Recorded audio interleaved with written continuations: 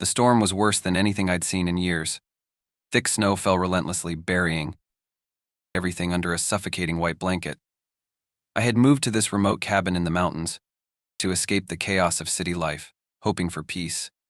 Instead, I found isolation and tonight, dread. The power had gone out hours ago, leaving the cabin in an eerie silence broken only by the howling wind. I had wrapped myself in blankets, staring at the flickering flame of a dying lantern, when I heard a muffled thud outside. I froze. It was faint but unmistakable, something heavy shifting in the snow. At first I thought it might be a tree limb breaking under the weight of the storm. But then it came again, closer this time. It wasn't random. It was deliberate. Something or someone was out there. I grabbed the flashlight and pushed the door open, immediately hit by a wall of icy air. The beam of light cut through the swirling snow, illuminating nothing but an endless expanse of white. My breath fogged in the cold as I stepped off the porch, boots sinking deep into the snow. "Hello," I called, my voice trembling. No answer. The sound came again, faint and distorted. It seemed to be coming from the woods behind the cabin.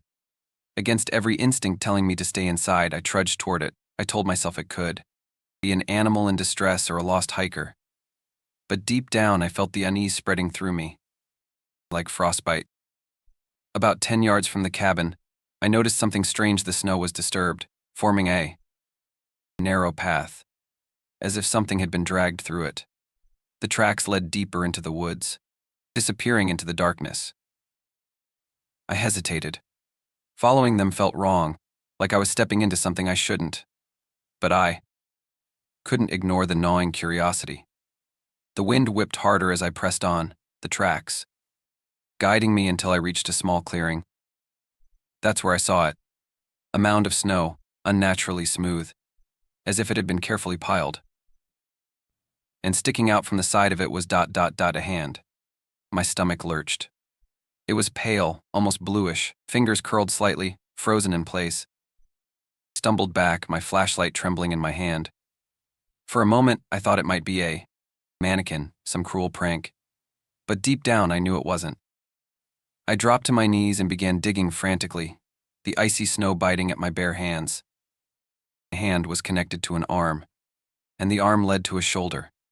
My breathing grew ragged as I unearthed the face. It stared up at me, eyes wide open, lips frozen mid-scream. The snow had preserved the features perfectly, but there was something deeply wrong about them. The eyes were too dark, the skin too smooth, almost waxy. It looked human, but not entirely. And then it blinked. Tari. I scrambled backward, slipping on the snow. My flashlight fell, casting erratic beams across the clearing. The face didn't move again, but I knew what I saw. It wasn't my imagination. The thudding noise returned, louder this time. It was coming from beneath me. I looked down, horrified to see the snow around the mound shifting, like something was moving underneath. A crackling sound filled the air as the face tilted slightly, its lifeless eyes now fixed on me. The scream lodged in my throat as a hand multiple hands pushed up through the snow around. The mound, clawing at the air. I turned and ran, the wind roaring in my ears. The flashlight beam bounced wildly, but I didn't dare stop to look back. The cabin came into view, a sanctuary in the storm, but as I reached the porch, I froze. The door was open. I had closed it when I left. I was sure of it. The warmth of the cabin should have been comforting, but as I stepped inside, it felt wrong. The air was heavy, oppressive. The shadows stretched unnaturally long, flickering in the weak glow of the lantern. And then I saw them wet footprints leading from the door, across the wooden floor, and, stopping at the corner of the room, my heart pounded as I slowly raised the flashlight. There was nothing there. For a moment, I thought I was losing my mind. But then I heard a faint, wet breathing. It wasn't coming from the corner. It was behind me. I spun around, the flashlight shaking in my grip, The face was inches from mine, those unblinking eyes boring into me. Its lips twisted into a grotesque smile, and a voice, cold and hollow, whispered, "You found me." I screamed, stumbling back and knocking over the lantern. The flame sputtered out, plunging the wall of the cabin into darkness. I scrambled for the door, but something icy wrapped around my ankle, pulling me down. I clawed at the floorboards, but the grip was relentless. I kicked wildly, my boot connecting with something solid, and the grip loosened. I didn't wait to see what it was. I bolted into the storm, not stopping until I collapsed in the snow, gasping for air. The cabin loomed behind me, dark and silent, but I knew I wasn't alone. The thudding noise returned, louder now, coming from all around me.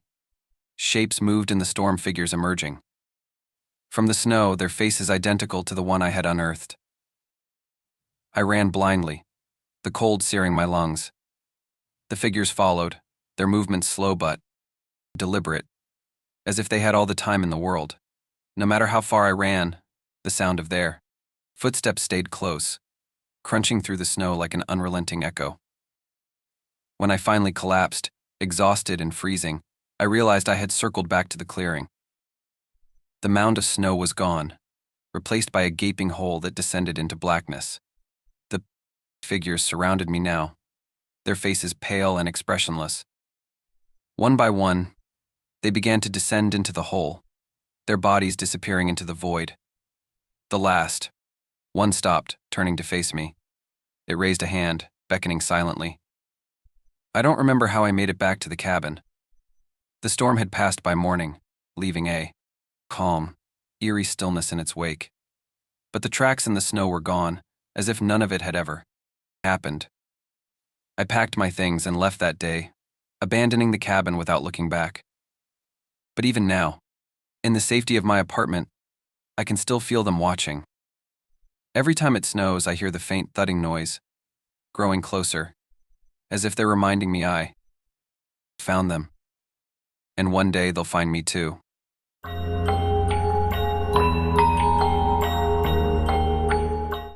The train screeched to a halt, the sound grinding against my nerves like nails on a chalkboard. Outside the window, a blinding sheet of snow whipped violently against the glass, obscuring everything in an endless sea of white. The conductor's voice crackled over the intercom, barely audible over the storm. Due to severe weather conditions, the train will remain stationary until further notice. Please, stay inside and remain calm. Calm was the last thing I felt. I was already late, and this detour through the mountains had turned from an inconvenience into a nightmare. I glanced around the carriage, hoping to find some solidarity in the frustration of the other passengers. But that's when I noticed it. The passengers didn't seem frustrated. They didn't seem anything. The man across from me sat perfectly still, his hands folded neatly on his lap. His face was pale, his eyes glassy, staring straight ahead without blinking. Beside him, a woman clutched a handbag so tightly her knuckles were white. She didn't move either, not even to shift in her seat or adjust her scarf. It wasn't just them. The entire carriage was eerily silent, save for the faint howl of the wind outside. No one was scrolling on their phones, no one was chatting, and no one even glanced at each other. It was as if they were frozen in time, their bodies present but their minds somewhere far away. I felt a chill creep down my spine, colder than the air seeping through the train's old windows. I tried to distract myself, pulling out my own phone, but there was no signal. The blizzard had cut us off completely. "Excuse me," I said, my voice shaky, trying to get the attention of the man across from me. He didn't respond. "Sir," I leaned forward, waving a hand in front of his face. Still nothing. His eyes didn't even flicker. My heart started to race. I stood up, desperate for answers, and stumbled into the next carriage. It was identical to the first rows of seats, bathed in dim, flickering fluorescent light. The passengers here were just as motionless, their faces blank and expressionless. Is everything okay? I asked, my voice trembling. No one responded. Panic started to bubble in my chest. I walked further down the aisle, the hairs on the back of my neck prickling with every step. It felt like their eyes were following me, even though I knew they weren't moving. Then I noticed something strange. The air in this carriage was colder, almost unbearably so. I could see my breath forming misty clouds in front of me. I turned to head back, but as I passed one of the passengers, her head snapped toward me. My heart nearly stopped. Her neck twisted unnaturally, and her eyes locked onto mine, wide and unblinking. Her lips parted slightly, as if she was about to say something, but no sound came out. I stumbled backward, tripping over a seat. When I looked up, her head was back to its original position, staring straight ahead as if nothing had happened. I scrambled to my feet and ran to the next carriage. This one was empty. For a moment, I thought I had found relief. No frozen passengers, no eerie silence, just rows of occupied seats. But the longer I stood there, the more wrong it felt. The windows were completely fogged up, and the faint light barely illuminated the space. I sat down, trying to catch my breath, but the cold was unbearable. It wasn't the kind of cold that numbs your skin. It felt alive, crawling under my clothes, sinking into my bones. And then I saw it, a reflection in the window. At first, I thought it was mine, but the figure was standing behind me, too far back to be my reflection. Slowly, I turned my head, my heart pounding like a drum in my chest. The seat behind me was empty. I stood up, shaking uncontrollably, and backed into the door leading to the next carriage. My hand fumbled for the handle, but it wouldn't budge. The train jolted suddenly, as if something heavy had landed on it. The lights flickered violently, plunging the carriage into near darkness. A low, guttural sound echoed through the train, like a mix between a growl and a moan. It came from everywhere and nowhere, vibrating through the metal walls. I pressed myself against the door, my breath coming in short gasps, when I felt a hand on my shoulder. It was ice cold. I turned around, but there was no one there. The train jolted again, and the lights came back on, though dimmer than before. I took the chance to run to the next carriage, throwing the door open and slamming it shut behind me. This one was filled with passengers again, but they weren't like the ones I had seen before. They were twisted, faces contorted into grotesque smiles, limbs bent at impossible angles. Some were standing on the seats, their heads tilted unnaturally to the side. Others hung from the luggage racks, their fingers twitching.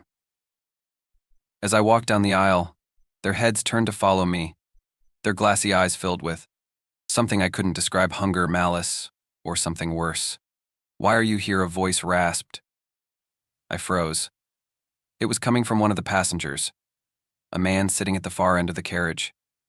His head was bent low, his face hidden by a wide-brimmed hat. "What do you mean?" I stammered. "You weren't supposed to stay," he said, his voice distorted and hollow. "You should have left. When it stopped." "When what stopped?" He didn't answer. Instead, he lifted his head, and I saw his face, or rather, the lack of it. His features were smooth like polished stone, with no eyes, no mouth, no nose. The train began to move again, but something was wrong. The motion wasn't smooth, it felt jerky, like the train was being pulled by some invisible force. The windows were still fogged, but I could see faint shapes moving outside, darting through the storm. I ran to the door at the end of the carriage, but it wouldn't open. Desperation clawed at me as I pounded on it, screaming for help. Behind me, the passengers began to laugh. It wasn't human laughter, it was a distorted, guttural sound that sent shivers down my spine. I turned around, and they were all standing now, their twisted forms advancing toward me.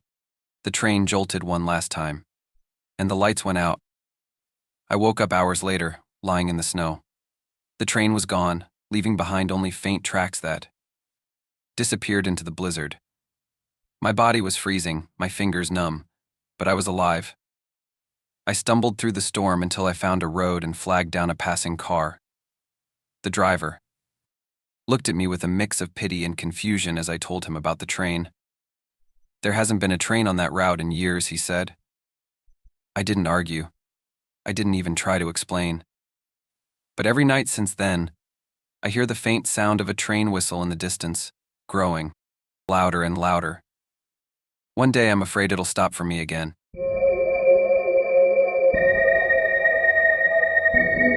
It started with the wind. The kind of wind that screamed through the trees and rattled the shutters, carrying with it a low, mournful howl that seemed almost human. My cabin was buried deep in the woods, far from the noise of the world, a place I had always considered my safe haven. That night, as the wind lashed against the walls, I sat by the fire with a book, trying to ignore the storm outside. The crackling flames offered a fragile comfort, their light casting flickering shadows on the wooden walls. But no matter how warm the room felt, I couldn't shake the sense of unease crawling under my skin. Then I heard the knock. It was faint, almost hesitant, but unmistakable. Someone or something was at my door. I froze, my heart hammering in my chest. The cabin was miles from the nearest town, and I hadn't seen another soul since arriving 3 days ago. Whoever was outside shouldn't have been there. The knock came again, louder this time. I stood slowly, the floorboards creaking beneath my feet, and made my way to the door, peering. Through the peephole, I saw nothing but darkness. The snowstorm had swallowed everything. Outside, leaving only a swirling, impenetrable void. "Hello," I called, my voice trembling. No answer. I hesitated for a moment, then unlatched the door and opened it a crack. The icy wind rushed in, biting at my skin, but the porch was empty. I stepped outside, squinting into the storm. That's when I saw him. A figure stood at the edge of the clearing, just beyond the reach of the porch light. He was tall and thin, dressed in dark clothes that seemed oddly clean despite the blizzard. His face was obscured by the shadows, but I could feel his gaze on me, a cold, penetrating stare that made my stomach twist. "Can I help you?" I called, my voice barely audible over the wind. He didn't answer. I took a step forward, my boots crunching in the snow, but then I stopped. The snow around him was untouched. There were no footprints leading to where he stood, no indentations beneath his feet. It was as if he wasn't really there. A surge of fear shot through me, and I backed away, retreating into the cabin. I slammed the door shut and locked it, double-checking the bolts and latches. My hands were shaking as I grabbed the poker from the fireplace and stood there, staring at the door, waiting for another knock, but it never came. The only sounds were the crackle of the fire and the relentless howling of the wind. After what felt like hours, I forced myself to move, checking all the windows to make sure they were locked. When I reached the window facing the clearing, I peeked through the curtain. He was still there, standing in the exact same spot. I turned off the lights, hoping the darkness would hide me. The cabin felt suffocatingly silent. Now, every creak of the floorboards and groan of the wind amplified in my ears. I crouched by the window, keeping the curtain slightly parted, and watched him. He didn't move. The storm seemed to swirl around him, but he remained untouched, like a statue carved from shadow. My mind raced with questions. Who was he? How had he gotten here? And why wasn't the snow disturbed beneath him? I stayed there, staring at him, until exhaustion began to creep in. My eyes felt heavy, and my grip on the poker slackened. Just as I was about to succumb to sleep, he moved. It was subtle, a tilt of the head, as if he was listening to something I couldn't hear. Then, he took a step forward. My breath caught in my throat. I scrambled back from the window, heart pounding. When I dared to look again, he was closer. His movements were slow, deliberate, almost predatory. He stepped into the light spilling from the cabin window, and I finally saw his face. It was pale, unnervingly smooth, with no discernible features. No eyes, no nose, no mouth, just an empty expanse where a face should have been. I stumbled backward, knocking over a chair, and the noise seemed to draw his attention. The knocking returned, louder and more insistent this time. "Let me in," a voice called from outside. It was soft, almost gentle, but it didn't sound human. It was layered, like several voices speaking in unison, their tones shifting in and out of harmony. I pressed my back against the wall, gripping the poker tightly. "Go away," I shouted, my voice cracking. The knocking stopped. For a moment, there was only silence. Then, I heard footsteps, slow, deliberate, circling the cabin. The sound of snow crunching underfoot should have been reassuring, but I knew better. He wasn't leaving footprints. I moved to the other side of the cabin, staying low, and peeked through another window. He was there, standing just outside, his featureless face pressed against the glass. I screamed, dropping the poker. His head tilted again, and I swear I saw something shift beneath the smooth surface of his face, as if features were trying to form but couldn't quite break. The cabin lights flickered, and the fire sputtered in the hearth. The temperature plummeted, the air growing so cold that my breath turned to mist. "Let me in," the voice repeated, closer this time, as if it were coming from inside the cabin. Panic overtook me. I grabbed my phone and dialed the emergency number, but there was no signal. The screen flickered, the battery draining rapidly until the phone went dead in my hands.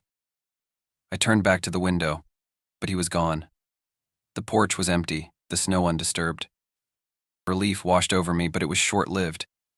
The knocking resumed, now coming from every wall, every window, as if there were dozens of him surrounding the cabin. The walls seemed to tremble under the assault, and I knew I couldn't stay there any longer.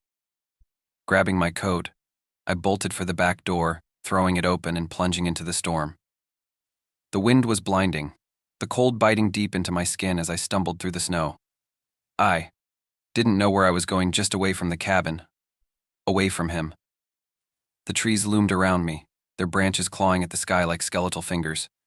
I could still hear the knocking, distant now, but relentless, chasing me through the woods. When I finally stopped to catch my breath, I turned back and saw him again, standing at the edge of the clearing. He didn't move, but I felt his presence pressing against me, suffocating and inescapable. I ran until my legs gave out, collapsing in the snow. The storm swallowed everything, and I was certain I wouldn't make it out alive. But when I opened my eyes, I was in my bed, the morning sun streaming through the window. The cabin was warm, the fire crackling in the hearth.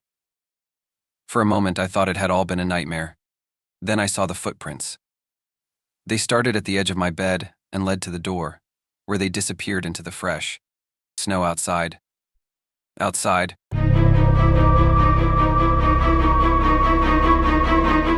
the wind carried a voice that night. It was faint at first, barely audible over the howling blizzard that raged outside my tent. I was camped alone in the Arctic wilderness, surrounded by an endless expanse of ice and snow, the kind of isolation that both calms and terrifies. The expedition was supposed to be routine: collect samples, document anomalies, and report back to the research team. But when the voice started, everything changed. "Come." I froze, my hand hovering over the journal I had been writing in. It was soft, almost melodic, yet impossible to ignore. At first I thought it was the wind playing tricks on me, shaping itself into words. But the voice came again, clearer this time, pulling at something deep within me. "Come to me." I stepped out of the tent, the biting cold immediately clawing at my face. The world was a blur of white, the snowstorm relentless.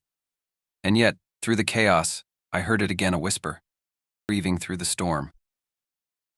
My instincts screamed at me to stay put, to retreat to the warmth of my sleeping bag and wait for the storm to pass.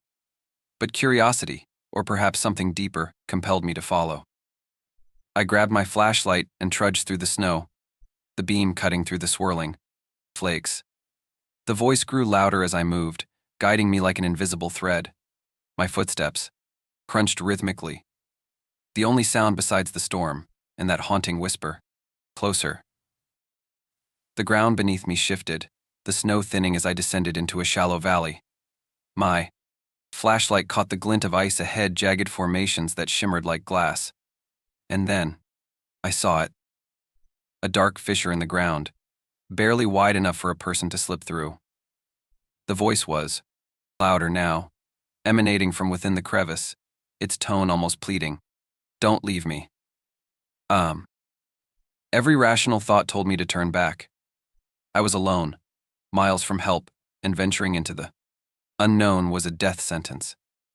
But the voice tugged at me, filling my chest with a strange, inexplicable longing. I crouched by the fissure, shining my flashlight into the darkness. The beam revealed a narrow tunnel of ice, the walls glittering like diamonds. It seemed to slope downward, disappearing into the earth. Please. Before I could stop myself, I slipped into the crevice. The icy walls pressed against me as I descended, the cold seeping through my layers of clothing. The air grew heavy, each breath forming thick clouds of vapor. The tunnel opened into a cavern, vast and otherworldly. Stalactites of ice hung from the ceiling, their translucent surfaces refracting the light into a kaleidoscope of colors. The floor was smooth, almost mirror-like, reflecting the shimmering walls. And at the center of the cavern stood a figure. It was shrouded in shadow, its form indistinct. But as I stepped closer, the figure seemed to solidify, taking on a humanoid shape. It turned toward me, and I froze. Its face, or what should have been its face, was obscured by a veil of frost, as if it were part of the ice itself. Its body was translucent, shimmering like the cavern walls. The voice that had led me here emanated from it. Not from a mouth, but from the very air around it. Thank you, it said, the words echoing in my mind more than my ears. I wanted to speak, to ask what it was, but the words caught in my throat. The figure raised a hand, and the cavern seemed to pulse with energy. The air grew colder, so cold that my lungs burned with each breath. Stay, it whispered. I stumbled back, my instincts screaming at me to run. The figure stepped closer, its movements unnaturally fluid, like a ripple through water.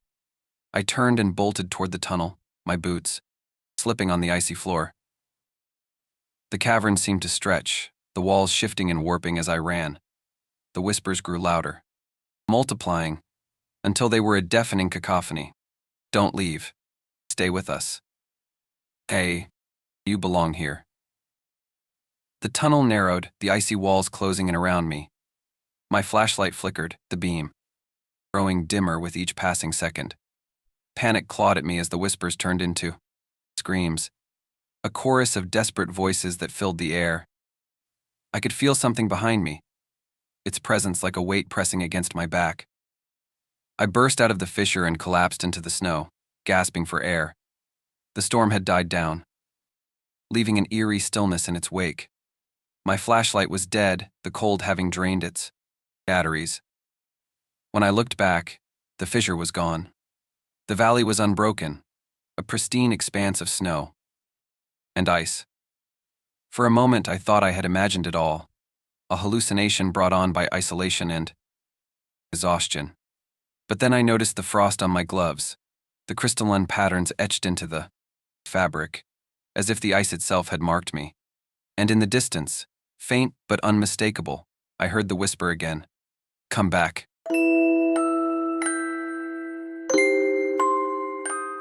It was supposed to be a simple thrift store run. I had wandered into the dusty little shop on a whim, its cluttered windows promising treasures, buried under decades of neglect.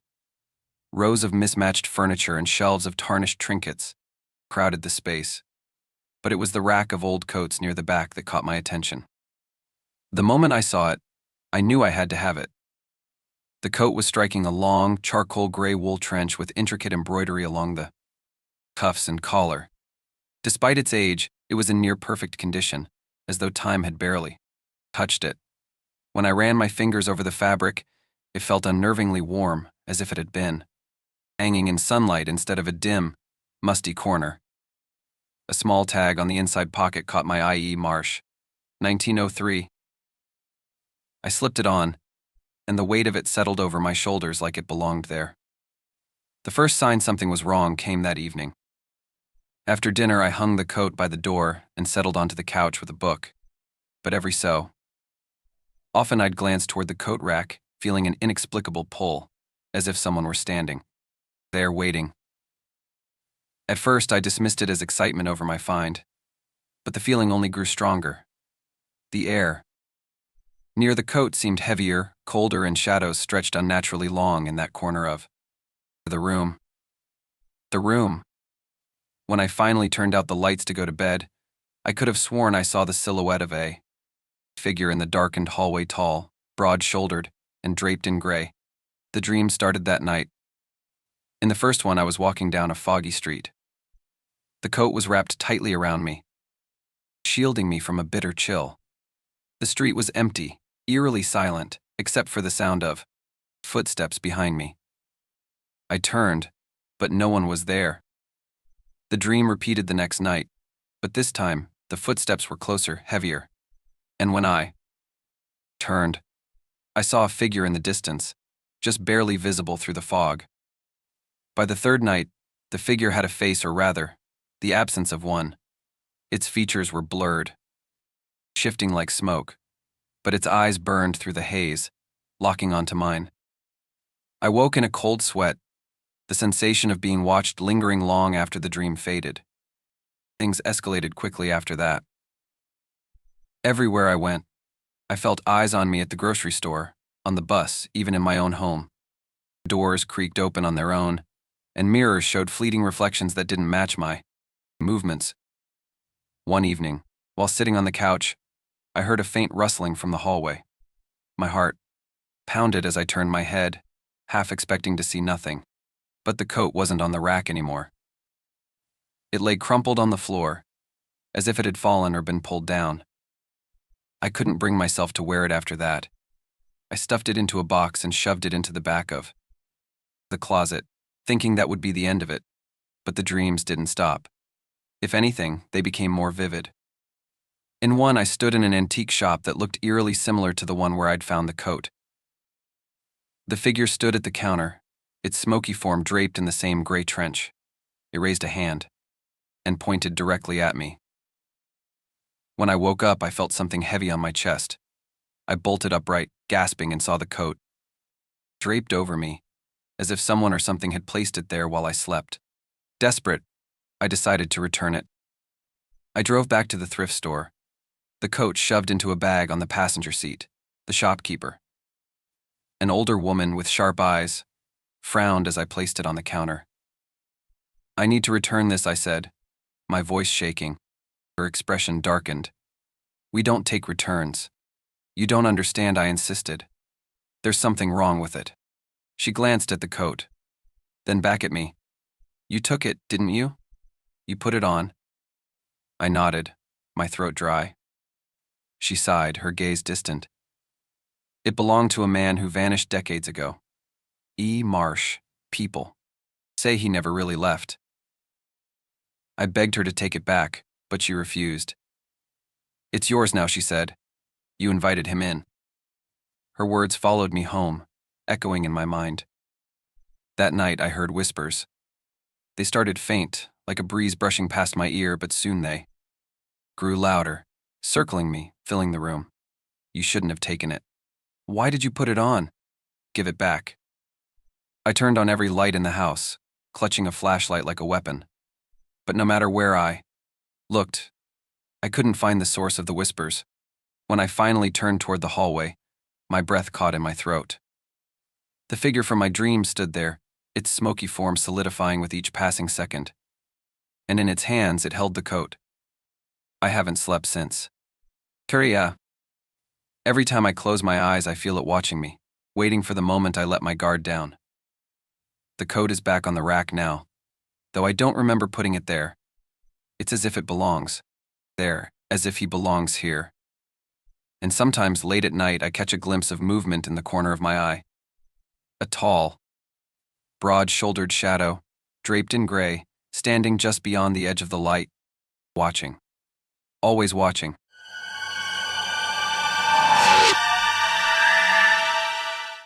It wasn't supposed to be anything special, just a walk to clear my head. The snow had started falling heavily in my small village, blanketing the cobbled streets and the tired, crooked houses in a layer of white.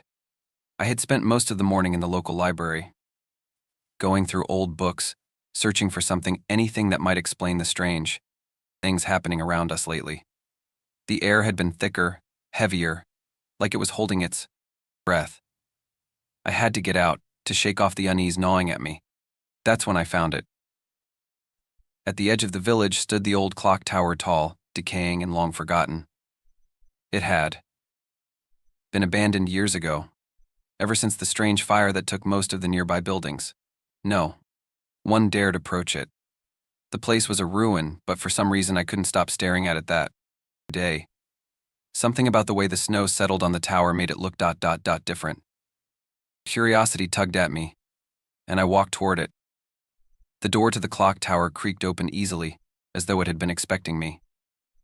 The inside was cold, the air still and suffocating, thick with dust. I made my way up the narrow staircase, each step creaking under my weight. It was a long climb to the top, but when I reached the bell chamber, I was stunned. There on the wall was a clock, a massive, ornate thing gleaming brass with intricate patterns that looked almost too perfect. But it wasn't the craftsmanship that caught my attention. It was the hands. They weren't moving. The clock was completely frozen, stuck at 3:17. I frowned and stepped closer. It was impossible. This clock had been functional when I was a child, marking time for the entire village. No one had been up here in years, and yet the clock seemed alive almost. The air around it felt charged, as though it had a pulse of its own. A strange feeling crawled up my spine, like the room was pressing in on me. But I couldn't look away from the clock. Something told me this was important. Something told me I wasn't alone. And then, without warning, everything stopped. The air, once thick with the usual chill of winter, became still. The snow outside froze mid-air, hanging like suspended crystals in the quiet.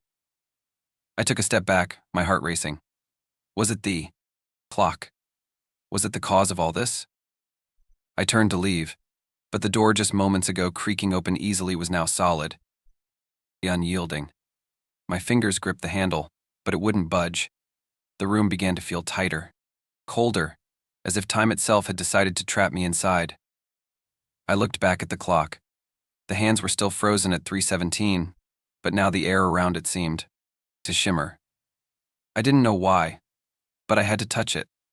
My hand reached for the clock face, my fingers brushing against the cold brass. The moment I touched it, everything shifted. The world outside the tower began to move again, only it was wrong. The snow was falling, but the people in the village were frozen, like statues. A woman was halfway through hanging. Laundry, her arms suspended mid-air, her face locked in a look of confusion. A man stood outside a pub, one hand frozen on the door, as though he were trying to leave but couldn't.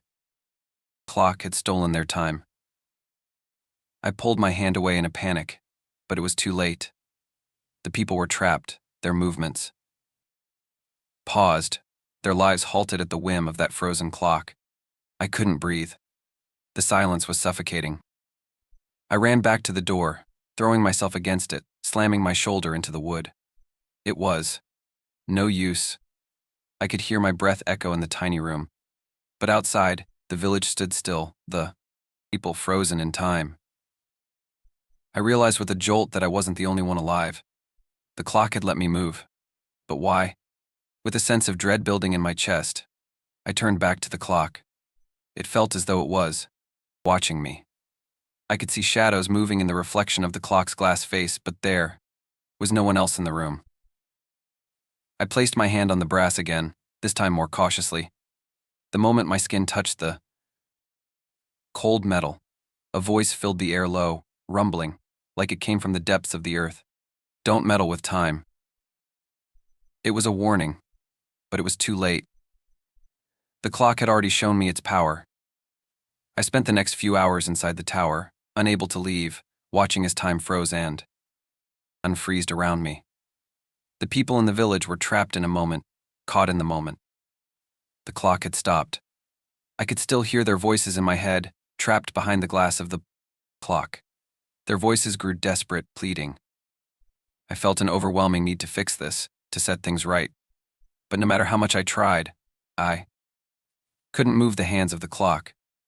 They remained stuck at 3:17, as though they were unwilling to budge, or worse, that they were waiting for something.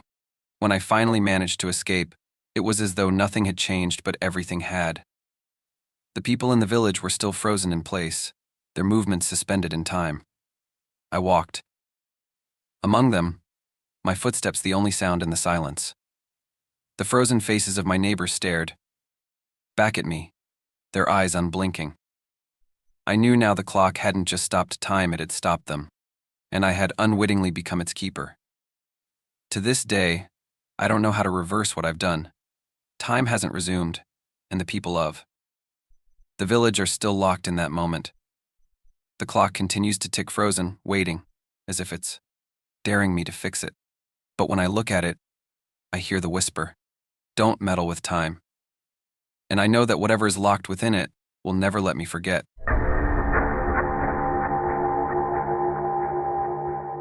The blizzard rolled in faster than anyone expected. It began as a whisper in the air, a faint howl carried on the evening breeze as I locked the cabin door. The snow had been falling lightly all day, but this was different. The temperature plummeted sharply, and the wind began to wail, tugging at the shutters with frantic, icy fingers. I lit the fireplace and tried to settle in for the night, but the unease gnawed at me.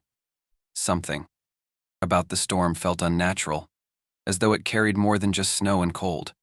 The wind wasn't just howling, it was crying. And then I heard it. Amid the chaos of the blizzard outside, there was a scream. At first, I thought it might have been my imagination, but the sound came again, louder this time, high-pitched and desperate. It was unmistakable. Someone was out there, trapped in the storm. My stomach churned with dread, but I couldn't ignore it. Grabbing my coat and flashlight, I stepped out into the icy fury. The wind was relentless, slicing through my layers and biting into my skin. I could barely see. More than a few feet ahead, the snow falling so thick it felt like a wall. But I followed the sound, each scream piercing the night like a knife. "Hello," I shouted, my voice swallowed instantly by the wind. "Is anyone there?" No response, just another scream. This time closer. The sound seemed to be coming from the woods, a shadowy line of trees barely visible through the snow. My instincts screamed at me to turn back, but I couldn't. Someone needed help. I pressed forward, my boots crunching through the snow, my flashlight beam barely penetrating the swirling white void. The screams grew louder, more frantic, until I was certain I was close. But then, they stopped. Suddenly, the world was silent, except for the roaring wind. I stood there, heart hammering, scanning the woods for any sign of life. "Hello," I called again, my voice trembling. And then I saw it, a figure, barely visible in the distance, standing completely still. "Hey," I shouted, stumbling toward them. As I got closer, my steps faltered. Something was wrong. The figure didn't move, didn't react to my calls. It was tall and unnaturally thin, its outline blurred by the snow. I shone my flashlight directly at it, and my breath caught in my throat. It wasn't a person. The thing was pale, almost translucent, with limbs that seemed too long for its body. Its face was featureless, a smooth, blank expanse of white, and yet I could feel its gaze, cold and unrelenting, piercing through me. The wind screamed again, louder this time, and I realized it wasn't the storm.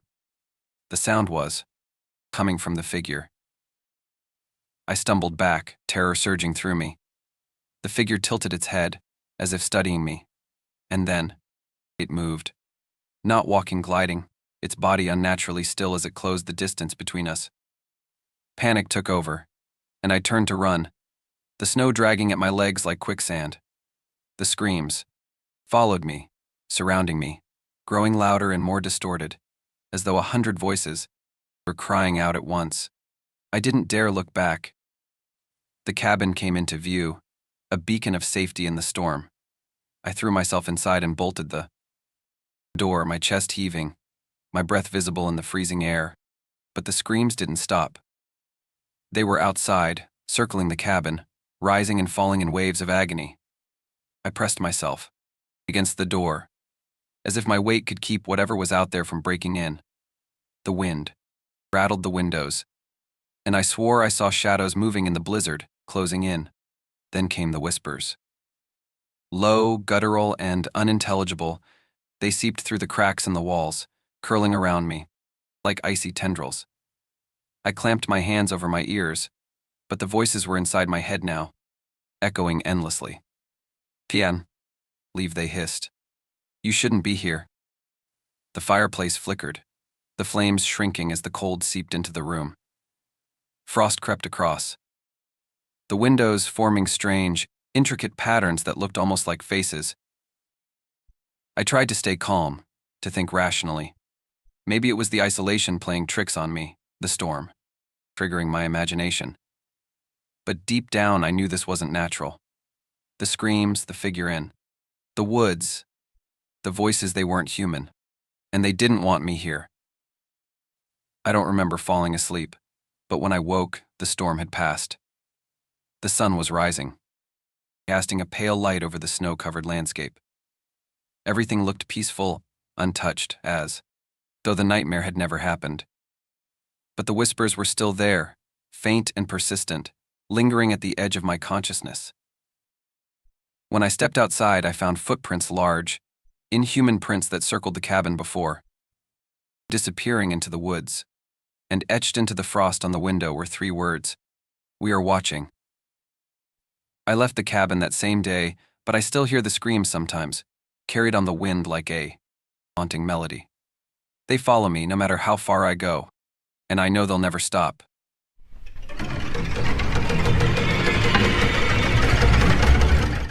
I've always been fascinated by cemeteries. Something about their stillness, their quiet, has drawn me in since I was young. But fascination can lead to foolish decisions, and mine began with a dare.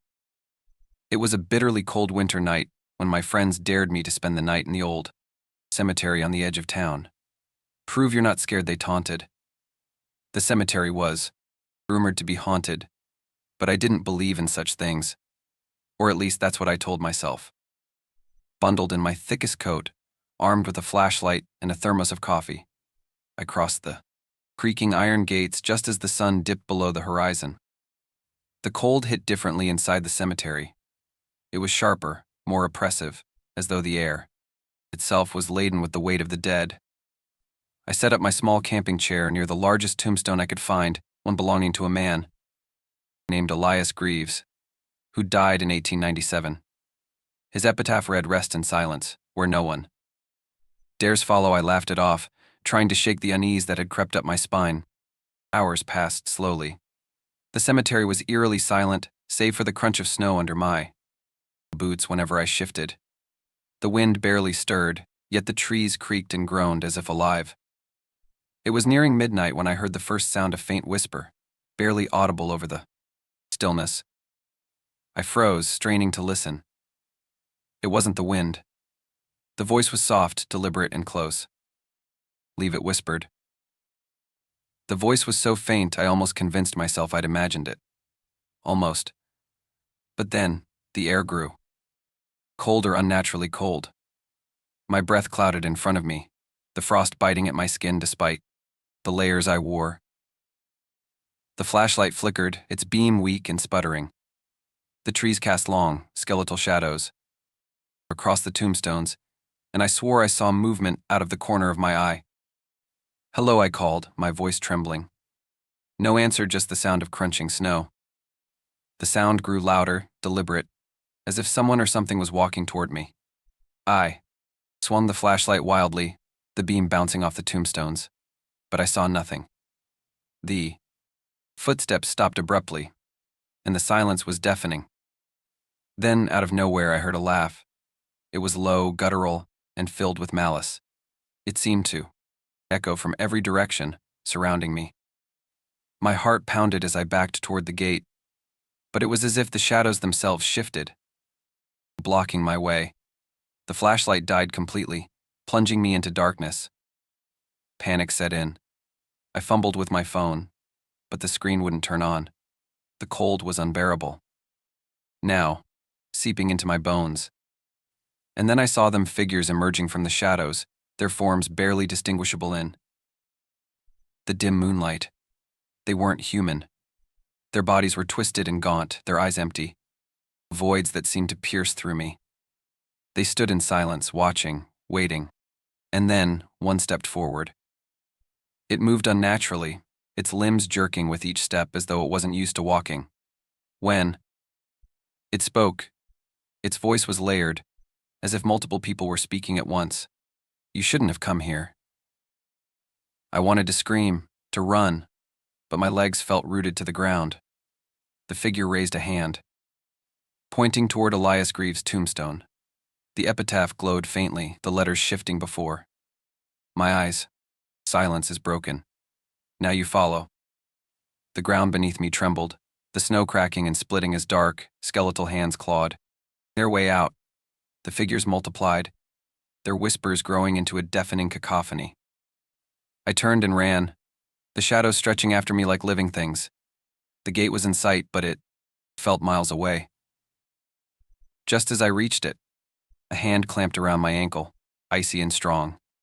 I fell, my scream lost in the howling wind.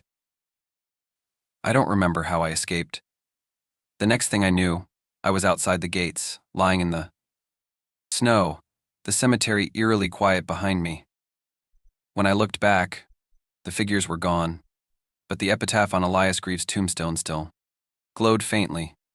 The words burned into my mind. I never went back to that cemetery, but the whispers followed me. Even now, I hear them sometimes in the dead of night, calling my name.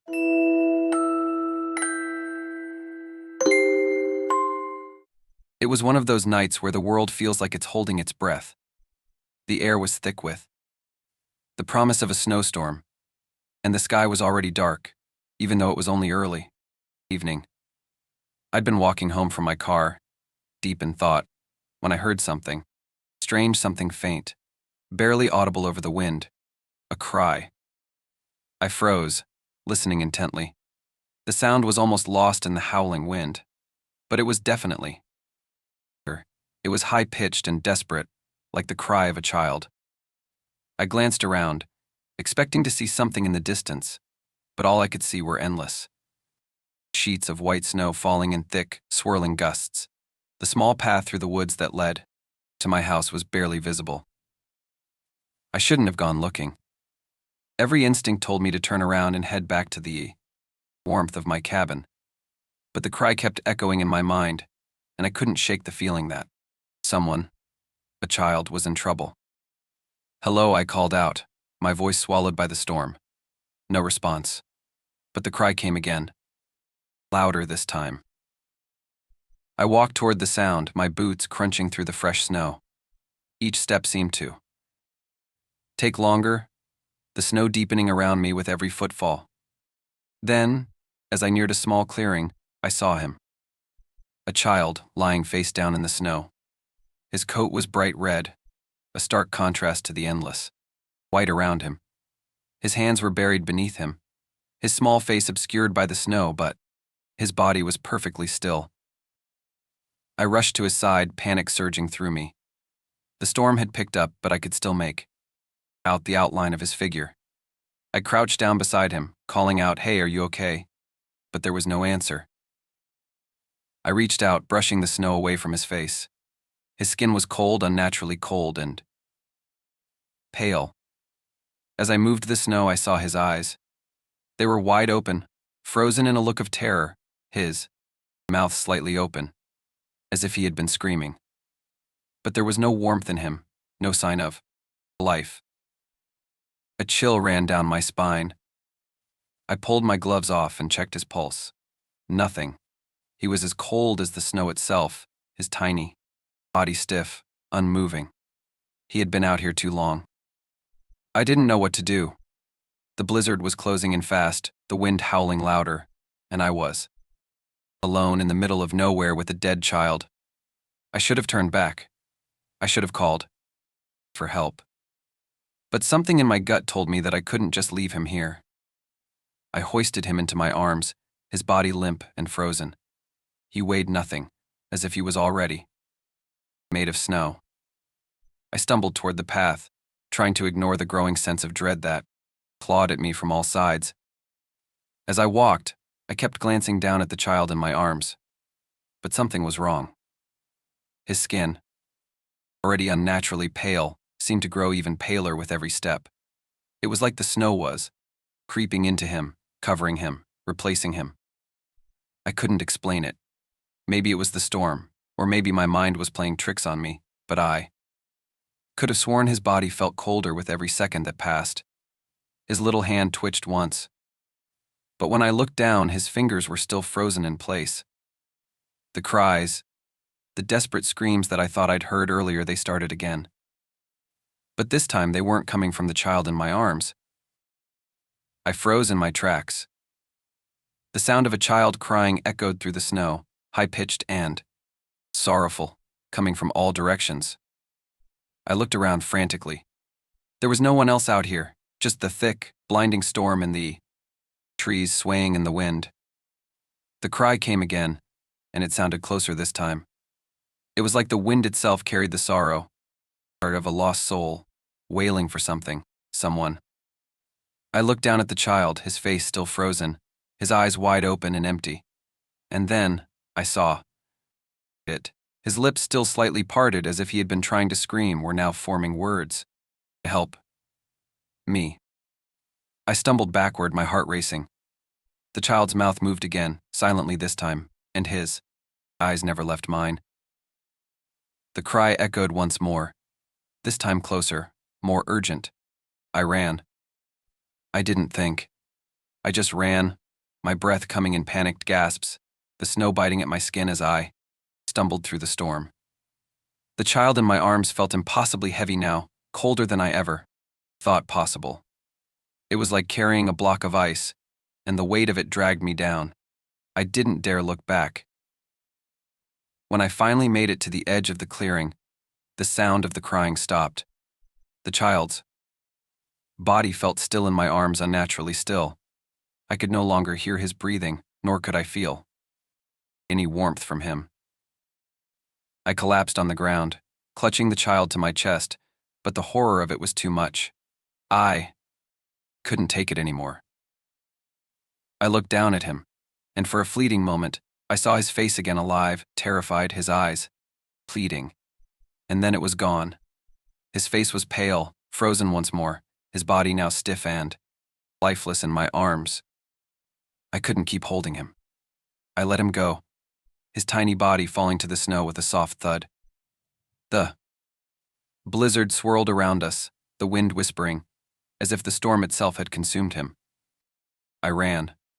I didn't look back, and I never found him again. But every winter, when the snow falls heavy and the wind howls, I hear the crying. The same cries I heard that night. The voice of the child calling out for help, forever lost in the snow.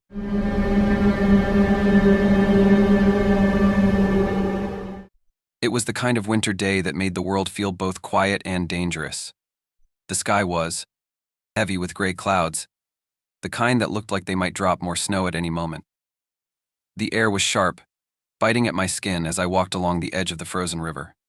The ice beneath my feet creaked with each step, and I couldn't shake the feeling that something was wrong, something out of place.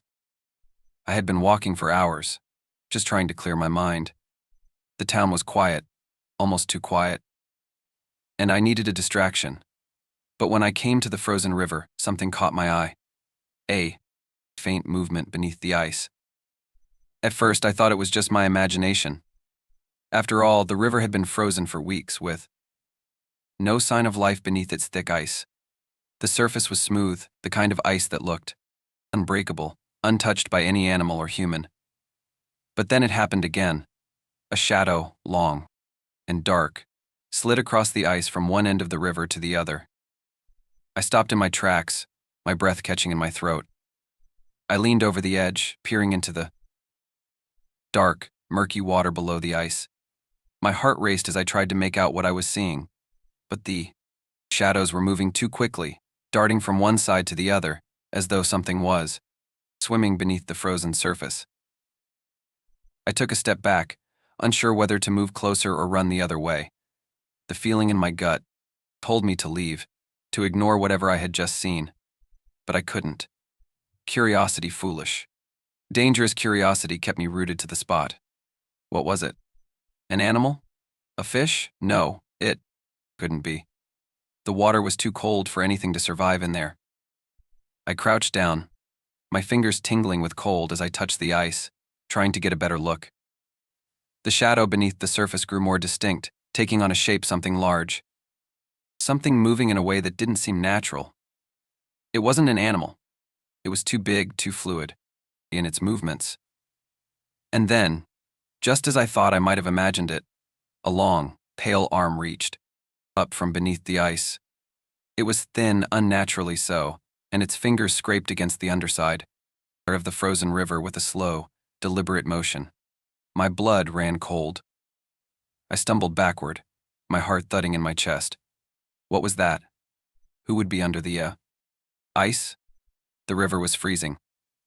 There was no way anything, or anyone, could have gotten down there. I wanted to run. I wanted to scream, to get as far away from that place as possible. But my feet were rooted to the ground. My eyes locked onto the spot where the arm had risen. The thing beneath the ice wasn't finished yet. Another limb emerged, pale and twisted, followed by a face. It was a face distorted, with hollow eyes and skin stretched too thin over sharp bones. Its mouth opened, revealing a row of jagged, yellowed teeth that seemed far too big for its face. And then, as if it had been waiting for me to notice it, the thing pressed its face against the ice, staring directly at me. Its eyes were wide, desperate, like it was pleading for help or perhaps for something far more sinister. I couldn't look away.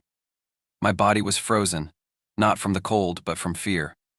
My breath came in, short, panicked bursts, clouding the air in front of me. The thing beneath the ice didn't move. It simply stared at me, its eyes never leaving mine.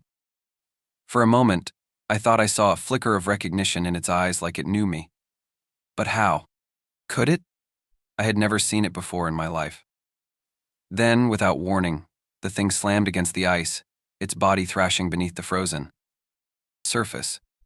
The force of its movement made the ice creak and groan, sending a crack racing across the river. I stumbled backward, my heart pounding, my mind screaming at me to run. I don't know how long I stood there, staring at the crack in the ice, too terrified to move.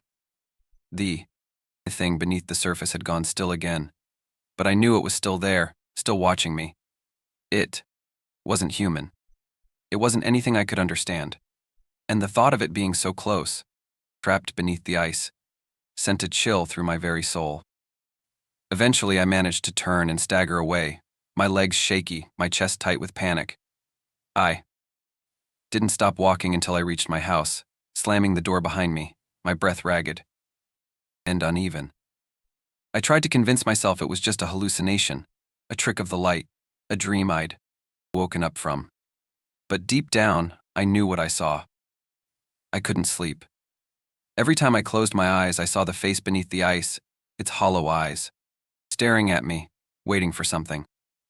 I heard the crack of the ice, felt the thrum of its movement, under my feet, even though I knew I wasn't near the river anymore.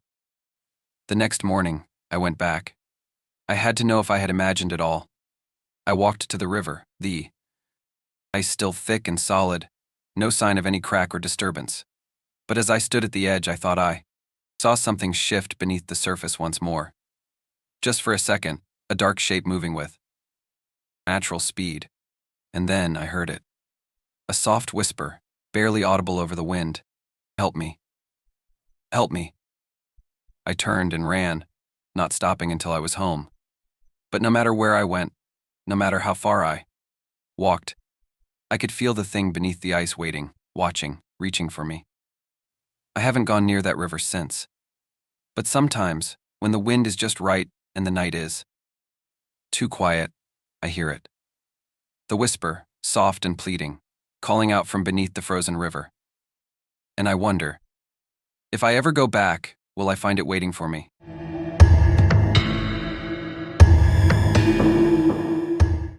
It had been a long time since I'd seen snow, so when I found myself back in my childhood town, I couldn't resist the temptation. I had heard rumors of an old sledding hill that no one visited anymore, one that was buried deep in the woods just beyond the town's borders. It was a place from my past where I had spent countless winter days speeding down the hill, the air cold in my lungs, my heart racing with excitement. But something about the way people spoke about it now made my skin crawl. They said it was different now, though no one ever explained why. Curiosity got the better of me. I grabbed a sled from my old house and set off into the woods. The snow was deep, the trees bare and ominous, their twisted branches scraping the gray sky. Felt like a forgotten world, frozen in time. But there was something eerie about it. The further I walked, the quieter it became. No birds, no wind, just the soft crunch of my boots in the snow.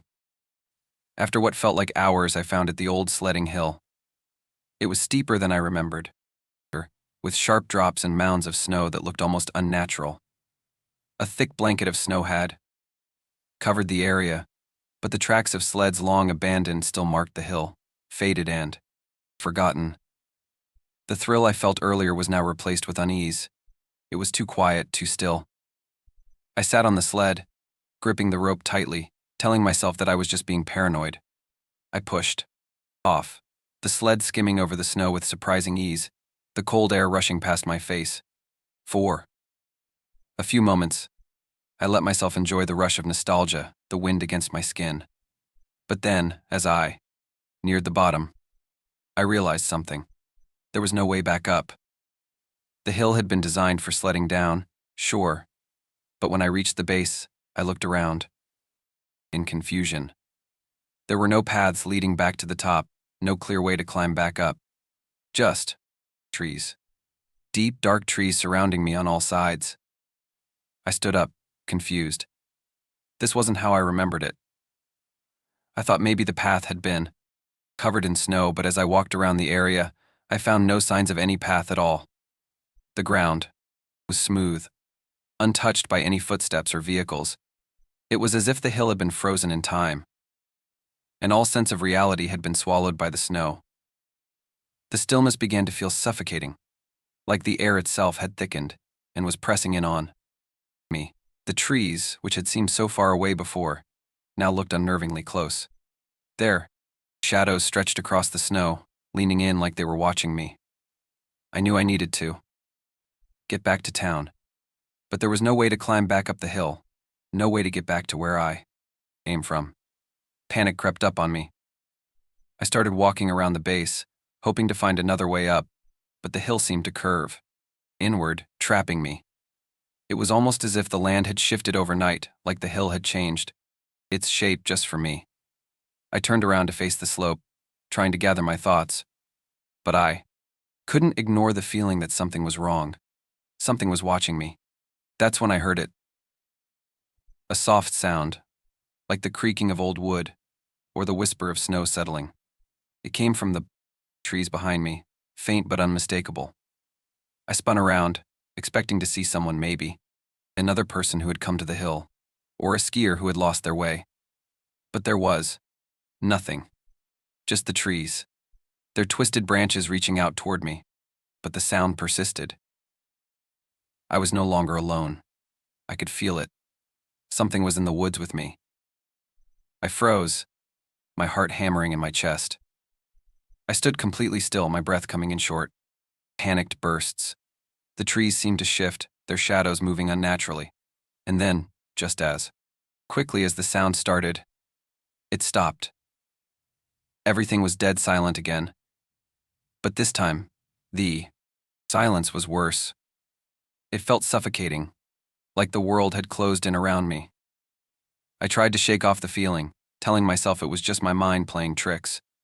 But deep down, I knew something was wrong. I turned and walked back to the bottom of the hill, trying to think of a way to climb out. But the snow had settled in too thick, and the slope was too steep. Couldn't get any grip. Couldn't. I had no choice. I had to go deeper into the woods. The further I walked, the more I felt like the trees were closing in on me. The air felt colder, thicker, like I was being pulled deeper into something I didn't understand. The snow beneath my boots was growing heavier with each step, and the once soft crunch of snow beneath me now felt like a heavy weight, dragging me down with every movement. As I walked, I noticed something strange. There were no animal tracks in the snow, no signs of life. It was as though the forest itself had stopped breathing. And then, just as I was about to give up and sit down in the snow, hoping someone would come to find me, I saw it. A figure standing in the distance, partially hidden among the trees. I squinted, unsure if I was imagining it, but no, it was a person. A figure, tall and thin, standing perfectly still. I couldn't make out their features, but I knew they were watching me. I called out to them, but my voice was swallowed by the thick snow. The figure didn't move. My heart started to race. I had to get to them. Maybe they could help me find my way back. Maybe they knew how to get out of this place. But as I moved toward them, the figure began to fade, slowly, as though the wind itself was pulling them away. I quickened my pace, my legs aching, but the figure disappeared entirely before I could reach them. I stood there, alone again in the cold, my chest tight with panic. The forest was silent once more. No sound, no movement. I don't remember exactly how I made it back to the edge of the woods. I must have wandered for hours, but when I finally saw the town's lights in the distance, I felt like I had been saved. I made it back, but something had changed. The feeling that I wasn't supposed to be there, that the sledding hill was never meant to be found again, lingered in my mind. And now, every time I pass through the woods on my way home, I can't help but glance in the direction of that old hill. I don't know if it's still there, buried under layers of snow, or if it's simply waiting for someone else to wander too close. But one thing is certain, whatever I found there, whatever was watching me, it's still out there, waiting for someone else to get lost in the woods.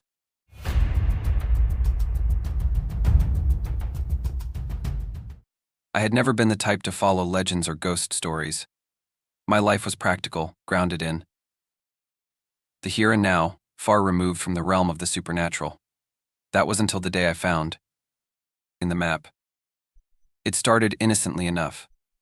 I had been hiking alone in the mountains, trying to clear my mind.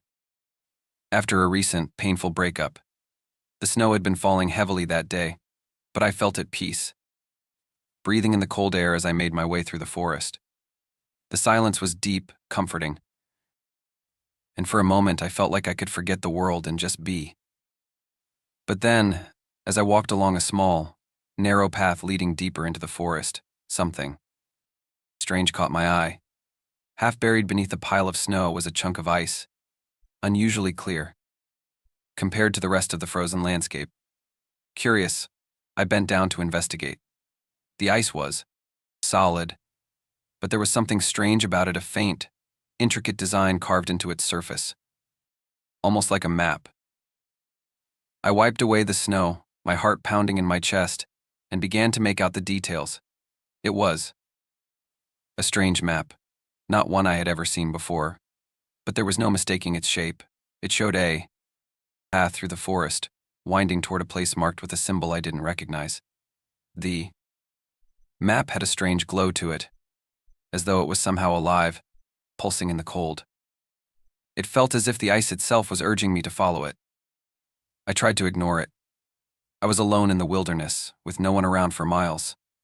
I could hear the wind picking up, and the snowstorm seemed to be intensifying. But the map, it wouldn't leave. My mind. I could almost hear it calling to me, pulling me deeper into the forest, urging me to walk its path. The snowstorm had made everything around me white and blinding, but the map seemed to guide me through the blizzard. The trees grew taller, darker, and closer together as I followed its etched lines. With each step, the air grew colder, and the world around me became eerily silent, as if the forest itself was holding its breath. I kept walking, my legs numb from the cold, my breath clouding in the air. The map seemed to be leading me somewhere, but where? The further I walked, the less sense everything made. My footsteps were swallowed by the snow, and the trees loomed over me like silent watchers. I could feel something in the air, a presence that I couldn't explain, and it made the hairs on the back of my neck stand on end. The path on the map was becoming more difficult to follow. I was no longer certain whether I was simply stumbling through the forest, or if the map was shifting in real time, guiding me somewhere I wasn't supposed to be. I was deep into the woods now, far beyond any area I had recognized. My feet were growing heavy, and I felt like I was walking in a trance, pulled forward by something I didn't understand. The wind howled around me, louder than ever, but there was a strange stillness in the air, too. And then I saw it. The symbol on the map, a strange circle with jagged edges, appeared in the distance, carved into a massive rock at the base of an old, gnarled tree. The moment I saw it, I felt a cold chill run down my spine. The symbol seemed to shimmer, glowing faintly in the darkening twilight, and the shadows around it twisted unnaturally, as though they were alive. I approached the rock, my legs trembling. I didn't want to go any closer, but I couldn't stop myself. Something was pulling me, forcing me to see what was beyond the mark. As I neared the symbol, the world seemed to fall silent. The wind died down completely, and the snow stopped falling. The air grew so still that I could hear the thumping of my own heartbeat. The rock beneath my feet was slick with ice, but the symbol burned. Before I could react, the ground beneath me cracked open with a violent, freezing roar. I stumbled backward, falling into the snow, my heart pounding. A dark shadow stretched out from beneath the ice, growing larger and darker, until a form rose from the ground. It was tall and thin, like a wraith, its features obscured by the swirling darkness. I could hear whispers, now soft, pleading voices coming from beneath the ice, calling out for help, for mercy. I wanted to run. I wanted to scream, but my body wouldn't move. The icy map I had followed shimmered in the air before me, its lines glowing even brighter now, almost alive. The wraith reached out a bony hand, its long, thin fingers brushing against my face. I felt an overwhelming cold, an ache that went deep into my bones. The whispers grew louder, more desperate. And then, it spoke. You should never have followed the map. You should have stayed away. I don't remember much after that. My mind is foggy with the cold, the terror, and the strange whispers that still echo in my ears. All I remember is being trapped in the ice, unable to move, unable to escape the frigid grip of whatever dark force had taken hold of me. The wraith's touch froze me to the core, but its eyes, they were full of something more, something ancient. I woke up hours later, lying in the snow, my body aching with cold. The storm had passed, and the sun was beginning to rise, but the forest was silent again. I didn't know how I had made it back to town, but I knew one thing for sure: I had seen something I should never have seen. The map, the wraith, the whispers, they were still with me, somewhere deep in my mind. I knew I couldn't escape what I had unleashed, what I had followed. I couldn't ignore the feeling that the map was still out there, waiting for the next person to stumble upon it, to follow it, to fall into its icy grip. And I knew that I would never truly be free. The map had marked my doom.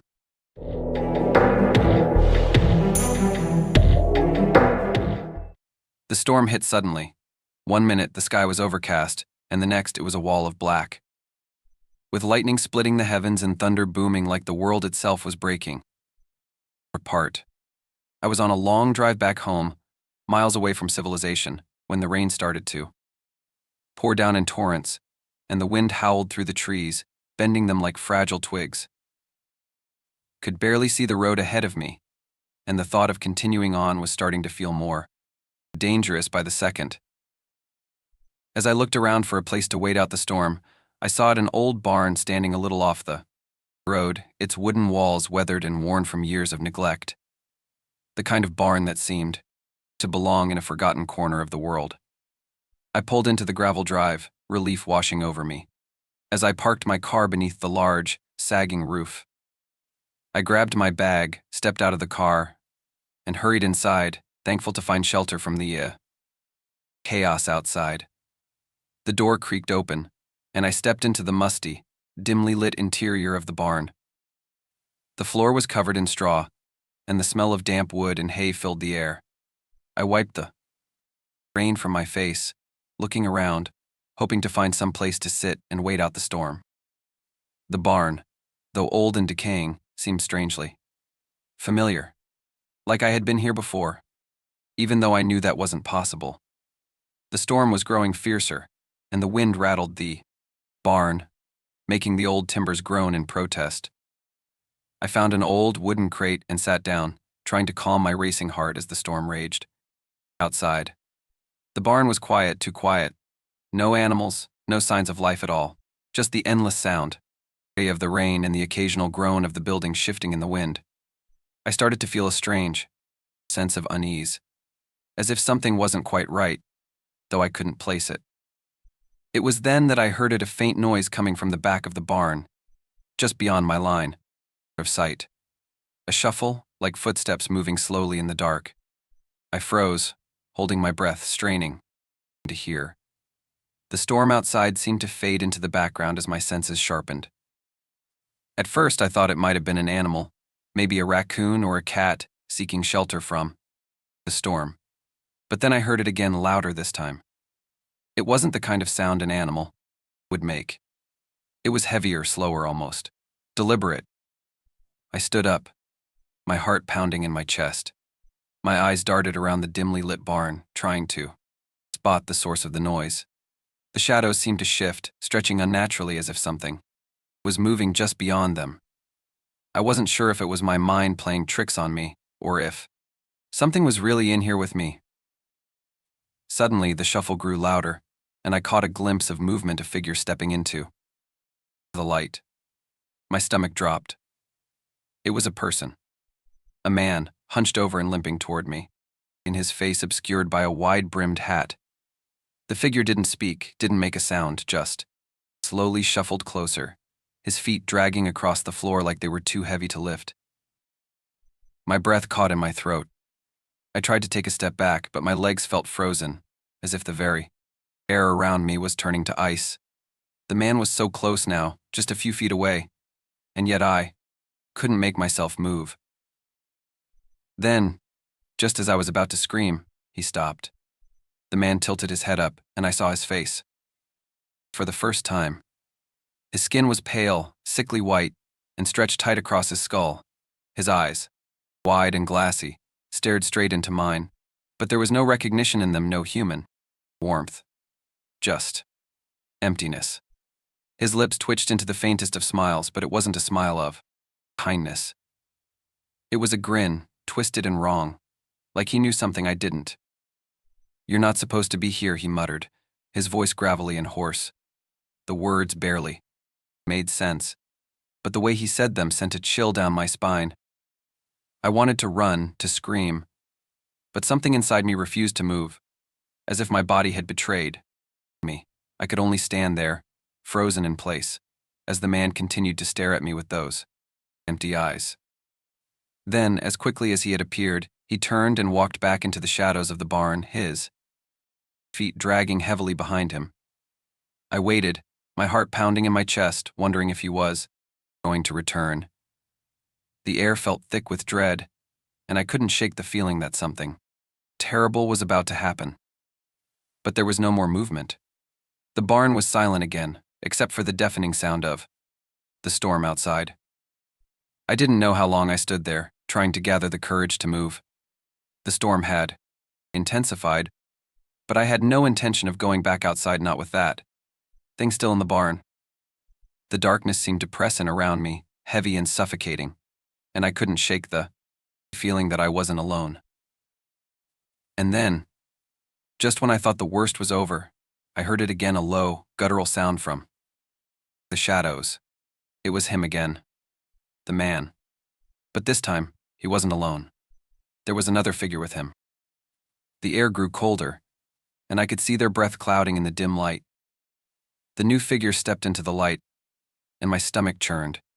It wasn't a person at all. It was something twisted, unnatural.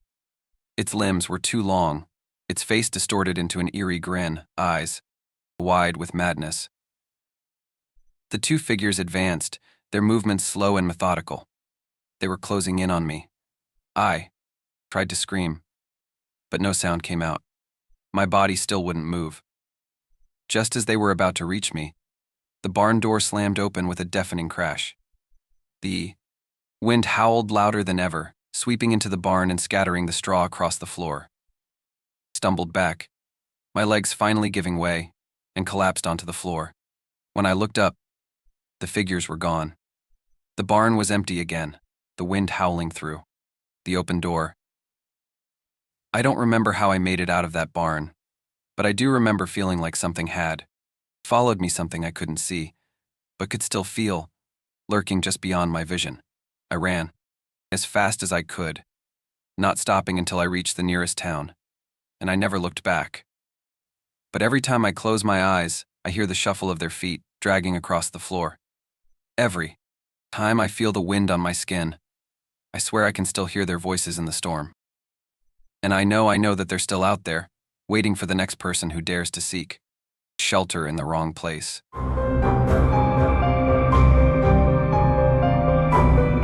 It started with a chill. I thought it was just the usual winter cold creeping through the walls, but the air around me felt different, unnaturally cold, like the outside had bled into the very bones of the house. I was sitting in my living room, trying to keep warm with the heater running full blast, but it wasn't helping. The temperature seemed to drop faster than it should have, and a strange quiet settled over everything. And I stood up, my feet cold against the floor, and looked around the room. Nothing seemed out of place, yet something felt horribly wrong. The warmth from the heater was no match for the eerie chill that clung to the air, making my skin crawl. I pulled my blanket tighter around me, trying to shake the feeling that I was being watched. That's when I noticed the frost. It was creeping across the windows at first, delicate patterns spreading slowly, but then it wasn't just the windows.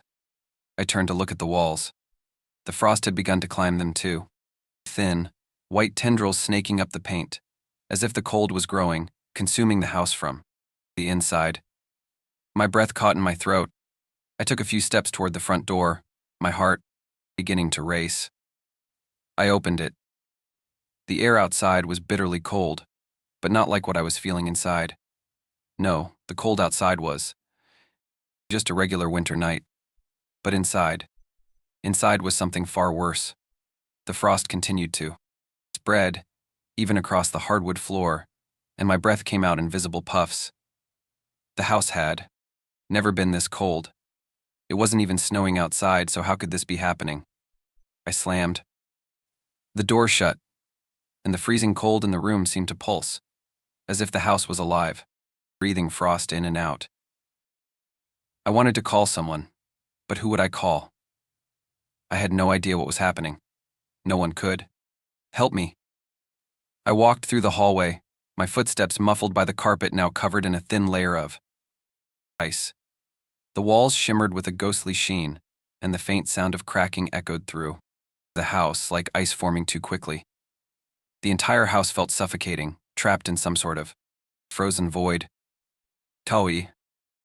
I tried to get to the kitchen, hoping maybe a warm meal or a cup of tea might steady my nerves.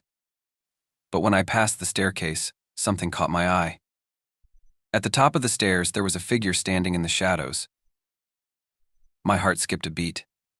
It was too dark to see clearly, but I could make out the shape of a person, or was it? The figure stood still, unmoving, and the frost seemed to curl around it, like it was part of the house itself. It was too still, too silent. I felt a wave of fear wash over me, cold and heavy, pressing down on my chest. "Hello," I called out, my voice shaking. No response. I stepped forward, slowly, trying to get a better look, but as I did, the figure stepped back, disappearing into the shadows. I froze, my heart hammering in my chest. Something was wrong, so wrong. I didn't dare move closer. Instead, I backed away, my eyes fixed on the staircase, my breath coming out in short, panicked bursts. The house felt more suffocating by the second. The frost had spread even further now, covering the ceiling and the walls like some kind of living thing, creeping and growing, slowly but surely. I turned around to make my way back to the living room, but as I did, I caught something in the corner of my eye. It was fleeting, just a flicker, but I saw it clearly enough, a figure standing in the doorway, watching me. I spun around, my heart in my throat, but there was no one there. Nothing but the creeping frost. That's when the whispering started. It was soft at first, like a breeze moving through the house. A low hum that seemed to rise from the walls, the floor, the very air itself. I couldn't understand the words, but I felt it like something was speaking directly to me, but it wasn't human. The whispers grew louder, pressing in around me, suffocating my thoughts, until I could barely think clearly. I wanted to scream, to call for help, but my throat was dry and the words wouldn't come out. The ice on the floor cracked beneath my feet as I moved, the sound sharp and unnatural. The frost was everywhere now, on the walls, the windows, the furniture, even the paintings on.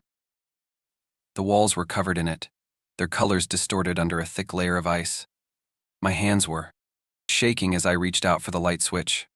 But before I could flip it, something stopped me. It was the figure again. It was standing right in front of me now, close enough that I could see it clearly. But I wished I couldn't. The person, or whatever it was covered in frost, its skin pale and cracked like ice. Its eyes were dark, endless pits, and its mouth stretched into a grotesque smile, wide and unnatural. I stumbled back, my heart racing, but it didn't move. It just stood there, staring at me with those hollow eyes. "You shouldn't be here," it whispered, the voice soft but cold, as if the words were coming from inside the house itself. I turned and ran. My feet slipped on the ice-covered floor as I desperately tried to make my way to the door. The whispers followed me, louder now, filling the house with a chorus of voices, all speaking at once. It felt like the walls were closing in on me, pressing me into the icy grip of the house, trapping me in this nightmare. I reached the door, pulling at the handle with trembling hands, but it wouldn't budge. The frost, it had sealed it shut. And then I felt a cold hand on my shoulder. I spun around, but there was no one there. The house was empty, silent, except for the whispers. That's when I realized something. I had never left. I had been inside the house the whole time. The snow outside hadn't touched the windows, and the cold wasn't coming from the outside, it was inside me. The house was frozen, and I was a part of it now. Trapped in the ice, frozen in time, a prisoner of my own home. The frost on the windows thickened, spreading further, like it was waiting for something. Like it was waiting for me to join it completely. I could feel it now. My own skin growing numb. My own breath freezing in the air. I don't know how long it's been since I last saw the sun. How long it's been since I last felt warmth. But I do know one thing for sure, there's no escaping now. The frost is inside me, and it's spreading.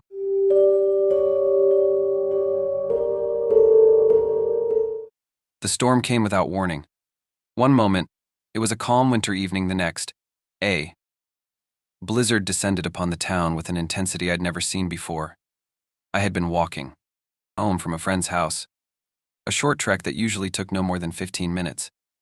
But that night, The wind howled like a beast, and the snow fell in thick, blinding sheets.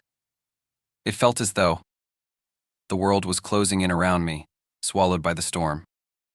I pulled my coat tighter, squinting through the swirling snow, trying to make out the faint outline of my house in the distance. My feet sank into the snow with each step, and the cold bit at my skin. It was getting harder to see, and with each step, I felt more and more disoriented. My thoughts were scattered, and I couldn't shake the feeling that something was watching me, just out of reach. Then I saw it. An owl. It appeared from the dark blur of the storm, its white feathers glowing against the backdrop of the blizzard. The bird's sharp eyes locked onto mine, its head tilting slightly as if it were studying me. A strange feeling washed over me, a mixture of fear and curiosity. It was unusual to see an owl in such a storm. They usually preferred the night, not the chaos of a blizzard. Without thinking, I began to follow it. It seemed to float effortlessly through the snow, its wings cutting through the air with grace. I kept my eyes fixed on it as it glided ahead, flying just far enough that I had to keep moving to catch up. Each time I thought I'd lost it in the storm, the owl would reappear, its glowing feathers a beacon in the darkness. The storm raged around me, but I couldn't stop. Something was pulling me forward, urging me to follow. The owl led me deeper into the woods, where the trees grew thicker and the wind howled louder. The snow was piling up faster now, and I could hardly see my feet as I trudged through it. But the owl stayed ahead, always just within reach, guiding me. I don't know how long I followed it, but it felt like hours. My legs were aching, my breath coming in sharp gasps, and the cold was unbearable. Still, I couldn't stop. I had to follow. Eventually, the owl came to a halt. I froze in my tracks as I saw where it had led me. There, in the heart of the forest, stood an old, crumbling stone structure, something I had never seen before. The stone walls were cracked and covered in thick layers of ice, the remnants of an ancient building lost to time. The air was still, colder than anything I'd felt before, and a heavy silence hung over everything. The storm had stopped, but the air was thick with an unsettling energy. Kinergy. The owl landed on a stone ledge above the entrance, its eyes never leaving me. It didn't seem to blink, just watched me with a gaze that felt unnatural, piercing, as if it could see into the very depths of my soul. I stepped closer to the entrance, my heart racing. The door was ajar, as though it had been waiting for me. I didn't know why, but I felt compelled to go inside. The storm had stopped, the owl had led me here, and now I had to see what was inside. I pushed the door open, and the scent of damp earth and decay hit me like a wave. The interior was dark, save for a faint glow coming from deep within the building. As I stepped inside, the door creaked loudly, and the owl's eyes followed my every movement. The ground was uneven, covered in layers of dust and ice. I could barely make out the shapes of old wooden furniture, broken and abandoned long ago. The walls were lined with strange symbols, scratched into the stone, their meanings lost to time. But what struck me most were the carvings on the walls, figures twisted and distorted, some human, some not. It felt wrong, as if they were watching me, judging me. I took a deep breath and continued forward, my feet heavy with the weight of the place. The further I went, the colder it became. The walls were almost frozen, and the air felt thick, as if I was walking through something otherworldly. Then, I saw it. At the far end of the room, in the center of a large, circular altar, lay a figure.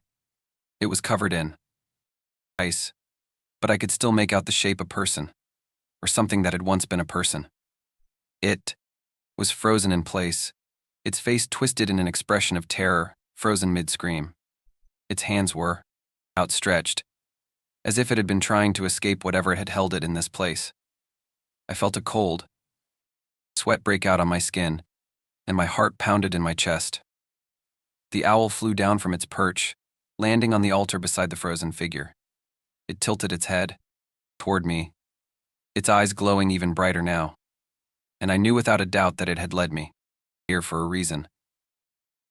A sound echoed in the room, soft, almost imperceptible at first, but growing louder.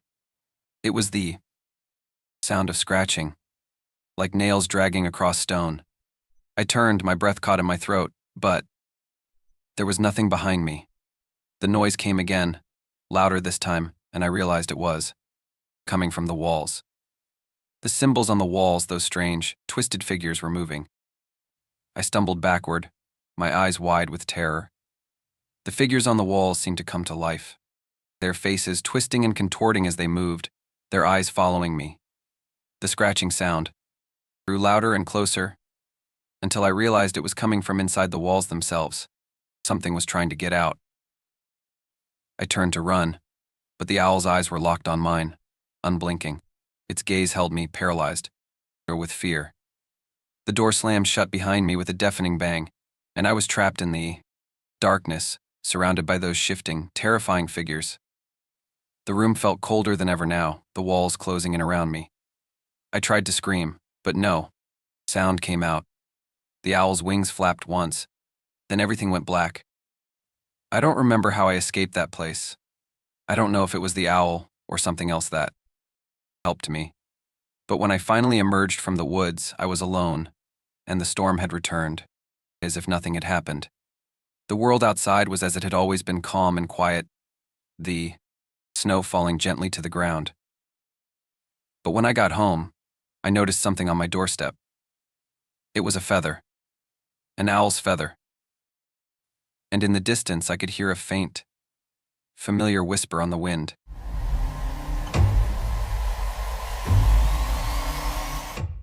It was a cold night, the kind that made your breath freeze in the air before disappearing into the darkness.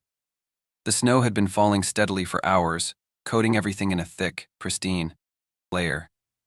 It was the kind of snowfall that blanketed the world in an eerie silence, muffling even the smallest sounds. I had been walking home, the crisp winter air biting at my skin, the world around me looking like a frozen dreamscape. I was used to walking through snow, but that night felt different. The world was too still, as though it were holding its breath. My boots crunched softly through the snow, each step sending a faint echo into the quiet. The trees, stripped of their leaves, loomed in the distance like dark sentinels, their branches swaying in the wind. The road I was on was empty, no cars, no other pedestrians. Just me and the endless stretch of snow. As I walked, I noticed something strange. Just ahead of me, in the fresh snow, a set of footprints had appeared. They were clear and deep, as though someone had walked through the snow only moments before. But the weird thing was, I hadn't seen anyone pass by. I stopped in my tracks, staring at the prints. They weren't mine. They were too large, too distinct, and they seemed to lead off the path, toward the woods on my left. I glanced around, expecting to see someone walking away, but there was no one in sight. My heart rate quickened. It was impossible. There hadn't been anyone around when I started walking, and the footprints had formed out of nowhere, leading into the woods. The wind had picked up slightly, but it wasn't enough to make fresh tracks appear. I hesitated, the cold air biting at my face as I stared at the tracks. They were so clear, so defined. Every step seemed to echo in the stillness of the night. I looked around again, but the streetlights flickered weakly in the distance, casting long shadows, and there was still no one. I took a step, closer to the prints, my boots crunching softly against the snow, and as I did, I froze. The prints were still forming. I watched, unable to move, as another footprint appeared right in front of me, slowly, unmistakably. As if something was walking ahead of me, leaving the prints in real time. But there was no one there. I stared in disbelief as the snow shifted, compacting under the invisible weight of an unseen foot. And then another print appeared beside the first. The sound of my own breath became deafening in my ears, and I felt the coldness of panic seeping through my body. I looked around once more, my eyes darting nervously in every Direction. Still no one. I should have turned back. I should have run. But I couldn't move. I couldn't move. Tear my eyes away from the strange, inexplicable phenomenon unfolding before me. The footprints continued to form, step by step, each one sinking deeper into the snow as if something or someone was walking ahead of me, but I couldn't see them. The prints weren't erratic or hurried. They were deliberate, measured, as if whoever or whatever was walking knew exactly where they were going, and the path they took led straight into the woods. I didn't know why I followed. Fear told me to run, to turn around, but something else a mix of dread and curiosity pulled me forward. I stepped closer, my breath catching in my throat as another set of prints appeared, and then another. They led deeper into the trees, and I couldn't stop myself from following. As I walked, the air grew colder, and the trees seemed to close in around me. The snow underfoot was soft and untouched, save for the invisible footsteps that continued to lead me. It felt like I was walking in someone's wake, but that someone wasn't there. The stillness of the woods surrounded me, and the weight of the silence felt suffocating. I followed the tracks for what felt like an eternity. The further I went, the more unnatural it became. The snow had stopped falling, and the forest was eerily still. No sounds of animals, no rustling in the branches, just the soft crunch of my boots against the snow and the steady, almost rhythmic formation of footprints ahead of me. And then I saw it. The prints stopped at the edge of a small clearing. In the center of the clearing was a large, old tree, its bark twisted and gnarled. Beneath the tree, there was a shape of figure, standing, motionless in the snow. It was tall, its form unnaturally thin, and its dark silhouette blended with the shadows of the trees behind it. I couldn't see its face, but I could feel its presence like a weight pressing down on me, suffocating me. The footprints stopped at the base of the tree, and I knew, somehow, that the figure had been the one leaving them. The air grew heavier, the cold seeping into my bones, and I felt a chill crawl up my spine as I stared at the figure, too terrified to move. I wanted to scream, to run, but my legs wouldn't obey. The figure didn't move. It didn't even acknowledge me. It stood still, as if it were waiting for something. Or maybe it was waiting for me. I took a hesitant step back, my heart pounding in my chest. The moment I moved, the figure seemed to sense it. A faint, almost imperceptible shift in the air. I looked down and my breath caught in my throat. The footprints I had been following were no longer forming ahead of me. They were now behind me, leading me back toward the path I had come from. I turned to run, but my legs felt like lead. The figure remained still, its presence weighing on me, like a force I couldn't escape. I knew then, with a deep, gut-wrenching certainty, that I wasn't alone. The footsteps behind me continued to form, step by step, following me. The air felt thick with the sound of something moving in the snow, something just behind me, something invisible but closing in. I couldn't look back. I ran, pushing through the snow, my breath ragged in my chest. The prints in the snow kept pace, never faltering. They were always there, always following. By the time I reached the edge of the woods, the storm had returned, but the footprints were gone. The snow had swallowed them whole, and the silence returned, heavy and suffocating. I never found out who or what had been following me that night, but I know I'll never forget the feeling of those invisible footprints forming step by step, right behind me, with no one there.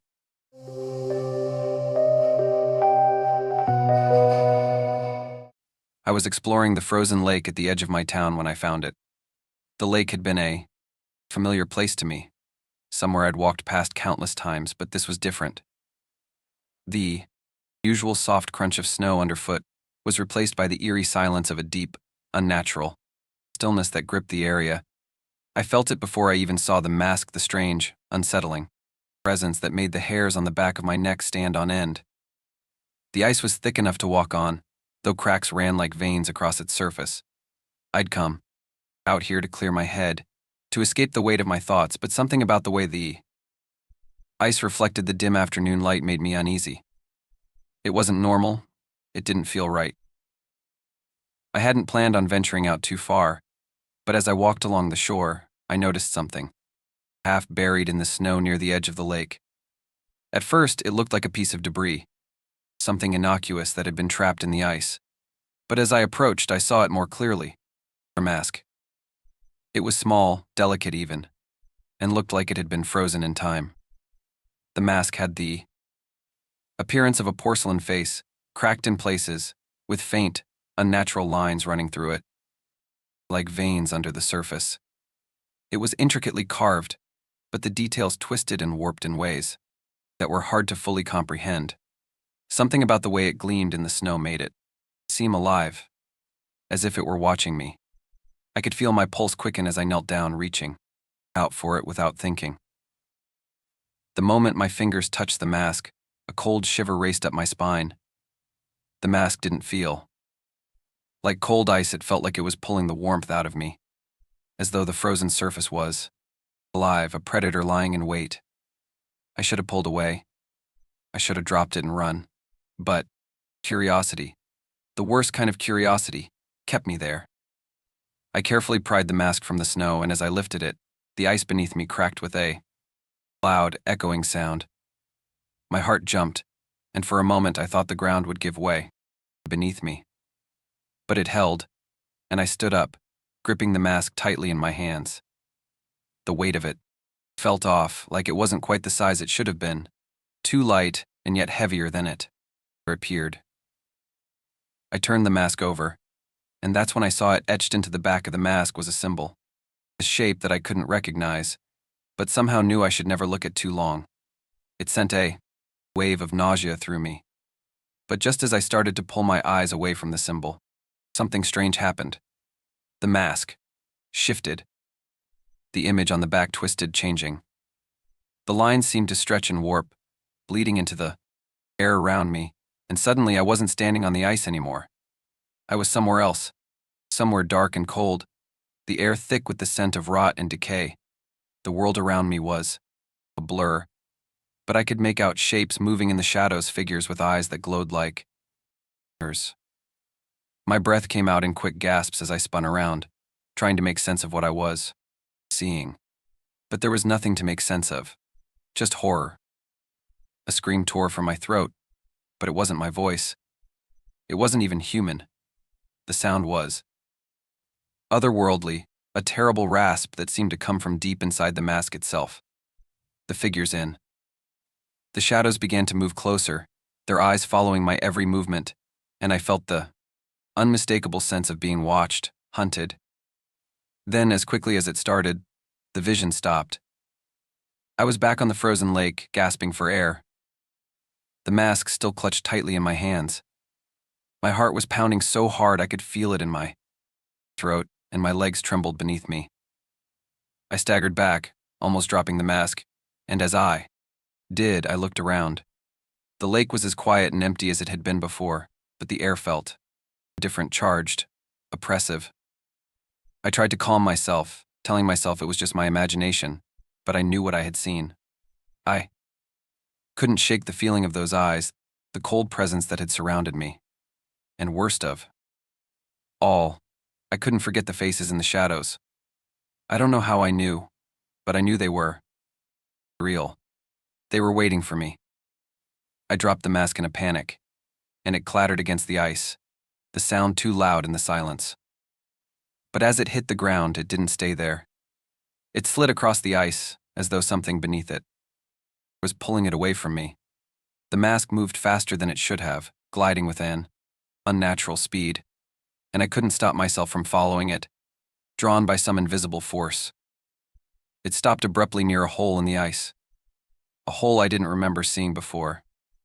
It was small at first, but it grew as I neared, widening into an open, dark abyss beneath the surface. The mask seemed to hover at the edge of the hole, just out of my reach. But when I reached for it, the ground beneath me began to crack. Ice splintered, and I stumbled backward, my heart racing. I I had to leave. Gah. I turned and ran, not looking back until I reached the shore, my breath coming in ragged gasps. The wind had picked up, howling in my ears, but the strange presence that had clung to the air around me was gone, or at least I thought it was.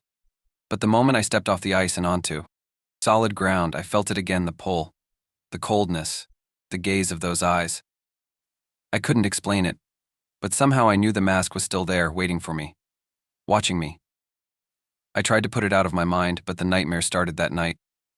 The same figures from the vision, the same terrible faces that had stared at me from the shadows. They followed me into my sleep, their eyes burning into mine, and the mask, always the mask, was there, silently, watching, waiting for me to return. And maybe, in some twisted way, I already have.